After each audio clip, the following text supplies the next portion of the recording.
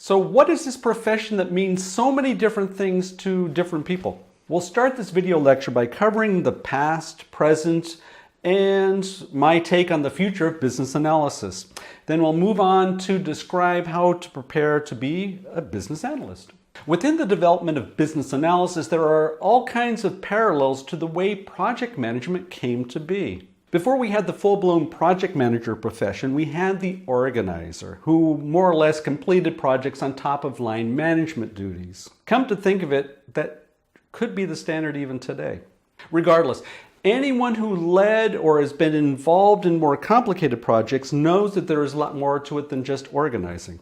The International Institute of Business Analysis was formed by project managers who felt that the business analysis tasks that you have within a project are actually part of a separate position.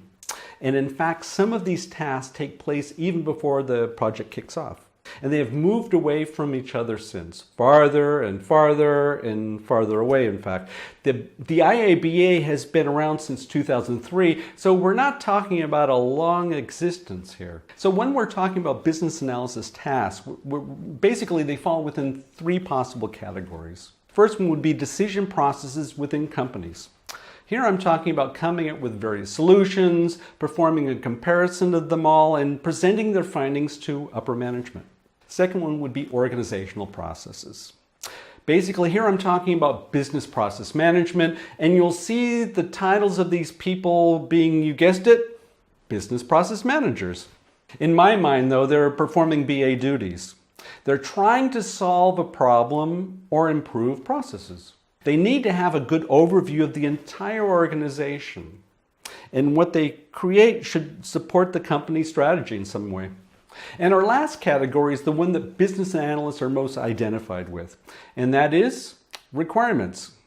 Here we look at identifying the problem or the opportunity part, the figuring out all the stakeholders part, and making sure you have all the needs collected and documented in something tangible. Of course, anyone who's completing these types of tasks are not always called business analysts. A good example would be the product owner in Agile, or a usability expert is another one.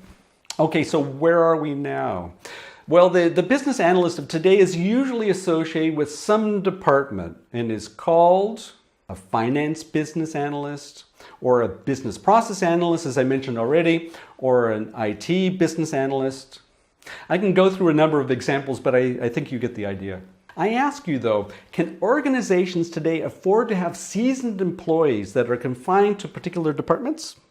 I'm not saying that what we're doing is not important, but let's face it, departments were built because we felt that there was no other way of keeping things under control in the organization. So we built these structures, but they've led us to all kinds of problems.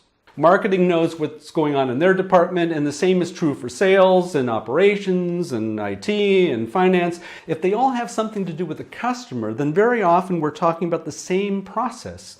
And for the customer, they don't care what departments it is.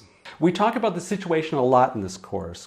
And when we look at process maturity and customer touch points, just to name a few, we all at least say that organizations need to be more flexible.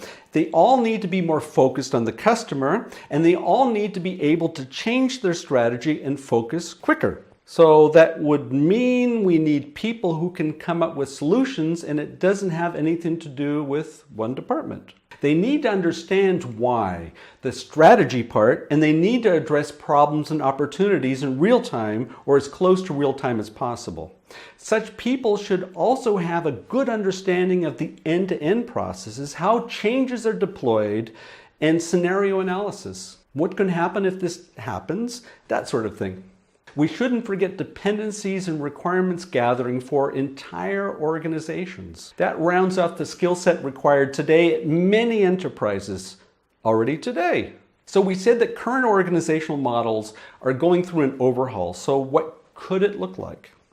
Here I'm going out on a limb, and I'll name 4 positions that I think will be important in this setup. The names might look different, as we might be talking about departments and not people, but let's start regardless. And here's my take of the organization of the future. We start with a portfolio manager. This person or the group ensures that the strategy is passed through the entire organization. It's looking at both projects and processes. If The strategy changes. The portfolio manager is responsible that there's an alignment throughout the organization. Face it, there's nothing worse than people completing tasks because nobody told them that the company has new objectives. That's like fighting a war that's already over. If you've never seen this happen, consider yourself fortunate. The second person or group would be the business analyst or business analysis, analyzing the best way for an organization to reach the strategy. And this person fulfills the task that we've been talking about in this course, but it's done on an enterprise level. Okay, the third person or the group would be a project manager or a PMO. This person is the transformation master, and today they are at home very often in a project management office.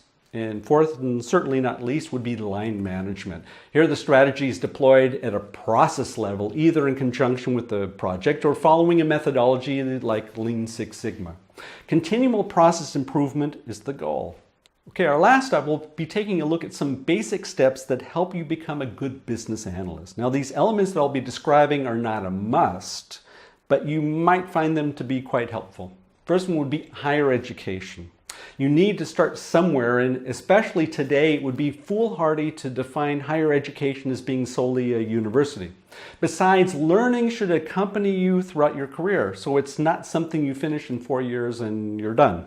Business analysis knowledge. Of course, that's what you find within this course, but you knew that already. Knowledge outside one's department. Okay, so you have your department mastered. If you agree with my earlier comments, you'll know that you're not finished, right? Knowledge outside one's company. Having a solid knowledge of your customers and suppliers was always beneficial for me. Knowledge outside one's subject matter expertise. We'll talk about T-shaped professionals in a later video lecture. This person knows a little bit about everything and a lot about the rest. So what did we cover in this video lecture? We covered a lot, I would say. We started by covering the past, present, and future of business analysis, and then looked at some steps that can help you prepare yourself for this profession. Thanks for watching.